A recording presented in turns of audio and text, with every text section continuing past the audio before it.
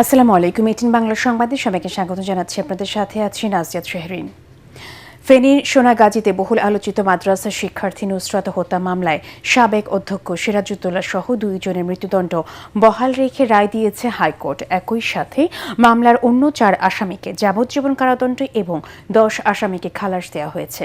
বিচারপতি ভীষ্মদেব চক্রবর্তী ও বিচারপতি K M Rashiduzzaman রাজার হাইকোর্ট বেঞ্চ আসামিদের ডেথ রেফারেন্স ও আপিল শুনানি শেষে এই রায় ঘোষণা করেন। এ সময় ঢালাওভাবে রায় দেয়ায় সংশ্লিষ্ট নিম্ন আদালতের বিচারকের বিচারিক ক্ষমতা কেড়ে নেওয়ারও আদেশ দেয় আদালত। যে 16 জনের মধ্যে আজকে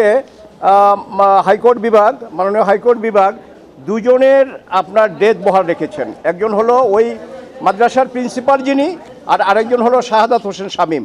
আর 4 জনের তাদের কনভিকশন বহাল রাখছেন, বাট তাদের সেন্টেন্সটাকে ডেথ থেকে কমিউট করে লাইফে করেছেন।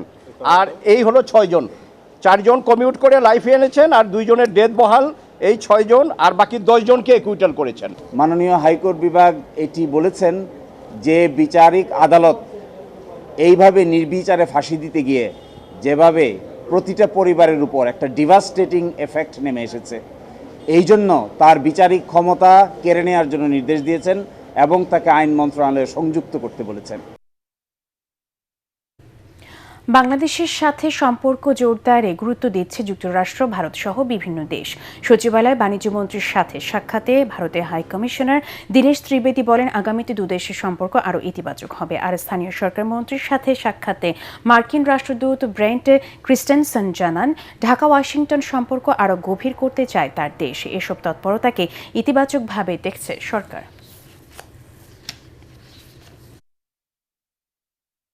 অর্থনীতি হবে লোকেদের উন্নয়নের কাজ। আর যখন লোকেরা ভাববে যে এই রিলেশন আমাদের সবার জন্য ভালো, তাহলে পলিটিক্স কম্পালশন হয়ে যাবে। ভারত এবং বাংলাদেশের ব্যবসায়ীদের সমন্বয়ে একটি টাস্ক ফোর্স করা এই দেশের অবকাঠামোর বিনিয়োগের জন্য। তাদের দেশের ব্যবসায়ীরা আমাদের এখানে কি ধরনের ইনভেস্টমেন্ট করতে পারে, আমরা বলেছি যে আমাদের এখানে water supply, waste management, renewable energy, এই বিষয়গুলোতে আমরা নোটিশ করেছি যে তারা ইনভেস্ট করতে পারে পিপিপি মডেলে। দলের নাম ভাঙিয়ে যারা নানা অপকর্মে জড়িয়ে পড়েছে তাদের বিরুদ্ধে দ্রুত ব্যবস্থা নেওয়া হবে বলে জানিয়েছেন বিএনপি ভারপ্রাপ্ত মহাসচিব রুহুল কবির রিজভী। দলের পক্ষ থেকে শহীদ রাষ্ট্রপতি জিয়াউর রহমান ও সাবেক প্রধানমন্ত্রী বেগম খালেদা জিয়ার মাজারে শ্রদ্ধা জানানোর শেষে কথা বলেন তিনি। দলকে সংগঠিত করায় এবং তৃণমূল থেকে জাতীয় পর্যায় পর্যন্ত নেতাকর্মীদের ত্রুটি বিচ্যুতি দূর করে সংগঠনকে এগিয়ে নেওয়ার উপর জোর দেওয়া হবে বলেও জানান তিনি। বিভিন্ন অনৈতিক কর্মকাণ্ড থাকতে পারেন, তাদেরকে বলবো যে 5ই আগস্টের পর থেকে দেখেছেন আমাদের চেয়ারম্যান কত শক্ত হাতে যারা দলের নাম ভাঙিয়ে নানা ধরনের অপকর্মে যুক্ত ছিলেন তাদের বিরুদ্ধে শক্ত পদক্ষেপ নিয়েছেন।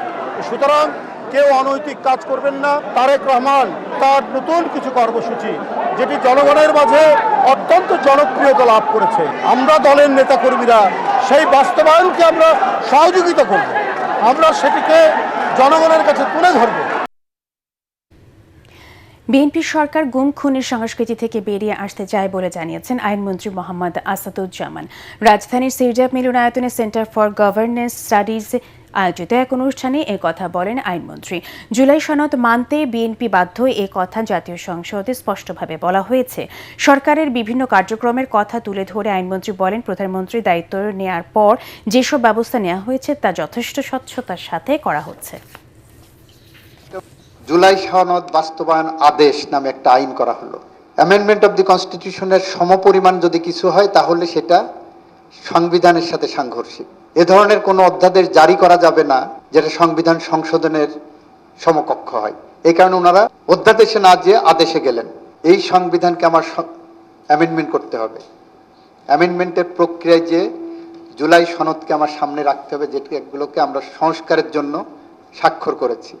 আমরা চেষ্টা করে যাচ্ছি, আমাদের ভুল হতে পারে, তবে আমাদের চিন্তা স্বচ্ছ, আমরা সামনের দিকে এগোতে চাচ্ছি।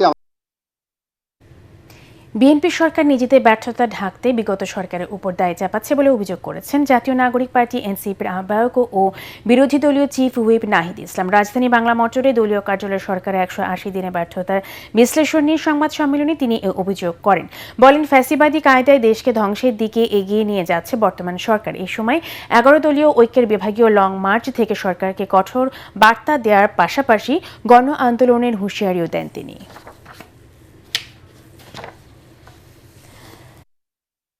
অব্যবস্থাপনা, অদক্ষতা এবং পরিকল্পনাহীনতা থেকেই সরকার যে ফ্যাসিবাদী স্বৈরতান্ত্রিক কাঠামোতে সেই কাঠামোতেই ফেরত যাচ্ছে এবং 180 দিনে এটাই প্রমাণিত হয়েছে যে তারেক রহমানের কোনো ধরনের পরিকল্পনা নাই দেশকে পরিচালনা করার।